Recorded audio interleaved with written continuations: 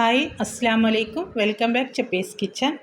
ഇന്ന് ഞാൻ വളരെ ടേസ്റ്റി ആയിട്ടുള്ളൊരു മജ്ബൂസാണ് ഉണ്ടാക്കുന്നത്. അതിന് വേണ്ടി ഞാൻ 1 കിലോ ബീഫ് മഞ്ഞൾ ഉപ്പും മുളകും ഇട്ടിട്ട് വേവിച്ചെടുത്തതാണ്. ഒരു 5-6 വിസിലടിയുമ്പോഴത്തേക്ക് നന്നായിട്ട് വെന്ത് കിട്ടിയിട്ടുണ്ട്. ഇനി ഞാനിത് ഫ്രൈ ആക്കി എടുക്കുകയാണ്. നല്ല ടേസ്റ്റാണ് ഇങ്ങനെ ഫ്രൈ ചെയ്തിട്ട് മജ്ബൂസ് ഉണ്ടാക്കുമ്പോൾ. അപ്പോൾ ഇതിവിടെ മാറ്റി വെച്ചിട്ട് ഞാൻ ഫ്രൈ ആക്കാൻ തുടങ്ങുകയാണ്. അതിന് വേണ്ടി ഒരു ചീനച്ചട്ടിയിൽ ഞാൻ കുറച്ച് ഓയിൽ ഒഴിച്ചിട്ടുണ്ട്. ഓയിൽ ചൂടായതിന് ശേഷം ഈ വേവിച്ച് വെച്ച ബീഫ് ഉണ്ടല്ലോ അത് ഇതിലേക്ക് ഇട്ടിട്ടൊന്ന് ഫ്രൈ ആക്കി എടുക്കുക. ഞാൻ 2 ബാച്ചായിട്ടാണ് ഫ്രൈ ആക്കി എടുക്കുന്നത്. ഒന്നിച്ചിട്ട് ഫ്രൈ ആക്കി എടുക്കാൻ പറ്റില്ല, അതുകൊണ്ട് 2 പ്രാവശ്യമായിട്ട് ഫ്രൈ ആക്കി എടുക്കുകയാണ്. ഇത് നന്നായിട്ട് തിരിച്ചും മറിച്ചും ഇട്ടിട്ട് ഫ്രൈ ആക്കി എടുക്കുക. എൻ്റെ വീഡിയോ കണ്ടുകൊണ്ടിരിക്കുന്ന സമയത്ത് നിങ്ങൾക്ക് ഇഷ്ടപ്പെടുകയാണെങ്കിൽ മറക്കാതെ തന്നെ ആ ലൈക്ക് ബട്ടൺ ഒന്ന് ക്ലിക്ക് ചെയ്യണേ.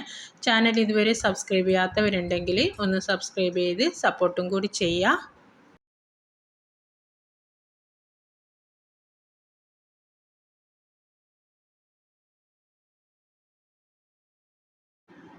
അപ്പോൾ എൻ്റെ ബീഫ് നന്നായിട്ട് ഫ്രൈ ആയിട്ടുണ്ട്. അധികം ഹാർഡാക്കി എടുക്കണ്ട, നമ്മൾ വേവിച്ചതാണല്ലോ, അതുകൊണ്ട് ജസ്റ്റ് ഒന്ന് ഫ്രൈ ആക്കി എടുത്താൽ മതി.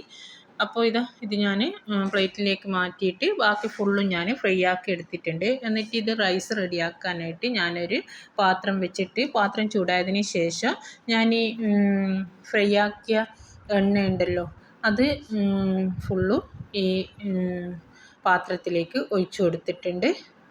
എന്നിട്ട് ഇതിലേക്ക് കുറച്ചും കൂടി ഓയിൽ ഞാൻ ഒഴിച്ചിട്ടുണ്ട്. ഒരു 3 ടേബിൾ സ്പൂൺ ഓയിൽ ഒഴിച്ചിട്ടുണ്ട്. എല്ലാം കൂടിയിട്ട് 3 ടേബിൾ സ്പൂൺ ഉണ്ട്. പിന്നെ ഞാൻ 3 ടേബിൾ സ്പൂൺ ഗീയും കൂടി ഇതിലേക്ക് ഇട്ട് കൊടുക്കുന്നുണ്ട്.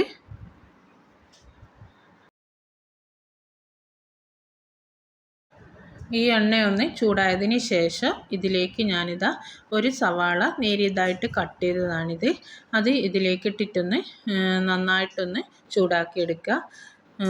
അതിന് ശേഷം ഞാൻ ഒരു ബേ ലീഫ്, ഒരു 2 കഷ്ണം പട്ടയും 3-4 ഗ്രാമ്പും 2 ഏലക്കായും കൂടിയിട്ട് ഇതിലേക്ക് ഇട്ട് കൊടുത്തിട്ടുണ്ട്. എന്നിട്ട് ഇതൊന്ന് ഒരു 2 മിനിറ്റ് ഒന്ന് ചൂടാക്കി എടുക്കുക. ചൂടായതിന് ശേഷം ഇതിലേക്ക് ഞാൻ വെള്ളം ഒഴിച്ച് കൊടുക്കുകയാണ്. റൈസിന് കണക്കായിട്ടുള്ള വെള്ളം ഞാൻ 1 കപ്പ് അരിക്ക് 1.5 കപ്പ് വെള്ളമാണ് എടുക്കുന്നത്. ഇനി ഞാൻ വേവിച്ച ബീഫിൽ കുറച്ച് വെള്ളം ഉണ്ടല്ലോ അത് ഞാൻ ഈ വെള്ളത്തിലേക്ക് ഒഴിച്ചിട്ട് ഇതിലേക്ക് ഒഴിച്ചു കൊടുക്കുകയാണ്. ഞാൻ 1 കപ്പ് അരിക്ക് 1.5 കപ്പ് വെള്ളമാണ് എടുക്കുന്നത്.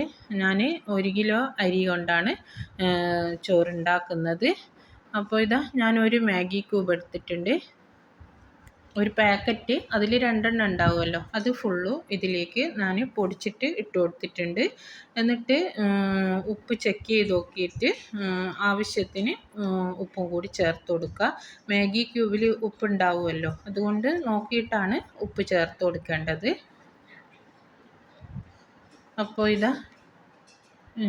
ഞാൻ ഉപ്പും മാഗി ക്യൂബെല്ലാം കറക്റ്റായിട്ട് ചേർത്തിട്ടുണ്ട്. എന്നിട്ട് 1/2 ടീസ്പൂൺ മഞ്ഞൾപ്പൊടിയും 1 ടീസ്പൂൺ മുളക് പൊടിയും കൂടി ഇതിലേക്ക് ചേർത്തിട്ട്, 1 ടേബിൾ സ്പൂൺ മുളക് പൊടിയാണ് ഇതിലേക്ക് ചേർത്തിട്ടുള്ളത്. പിന്നെ ഒരു 3 ടേബിൾ സ്പൂൺ മജ്ബൂസ് മസാലയില്ലേ അതും കൂടി ഇതിലേക്ക് ചേർത്തിട്ടുണ്ട്. എന്നിട്ട് ഇതെല്ലാം കൂടിയിട്ട് നന്നായിട്ടൊന്ന് മിക്സ് ആക്കുക. 3 ടേബിൾ സ്പൂൺ നിറയെ മജ്ബൂസ് മസാല ഞാൻ ഇതിലേക്ക് ചേർത്തിട്ടുണ്ട്. എന്നിട്ട് ഇത് തിളച്ച് വരുന്നവരെ നമുക്ക് അടച്ച് വെച്ചിട്ടൊന്ന് വെയിറ്റ് ചെയ്യാം. അപ്പോൾ ഇത് നന്നായിട്ട് തിളച്ച് വന്നിട്ടുണ്ട്. എന്നിട്ട് ഞാൻ ഇതിലേക്ക് ഒരു ഉണക്ക നാരങ്ങ ഇതിലേക്ക് ഇട്ട് കൊടുത്തിട്ടുണ്ട്. ഇനി ഈ തിളച്ചതിലേക്ക് ഞാൻ 1 കിലോ ബസ്മതി അരിയാണ് എടുത്തിട്ടുള്ളത്. എന്നിട്ട് ഞാനൊരു 10 മിനിറ്റ് വെള്ളത്തിലിട്ടിട്ട് കുതിരാൻ വേണ്ടി വെച്ചിട്ടുണ്ട്. കഴുകി വൃത്തിയാക്കിയിട്ട് 10 മിനിറ്റ് വെക്കേണ്ട ആവശ്യമുള്ളൂ. അപ്പോൾ ഞാൻ ഈ അരി ഫുള്ളും ഇതിലേക്ക് ഇട്ട് കൊടുക്കുകയാണ്.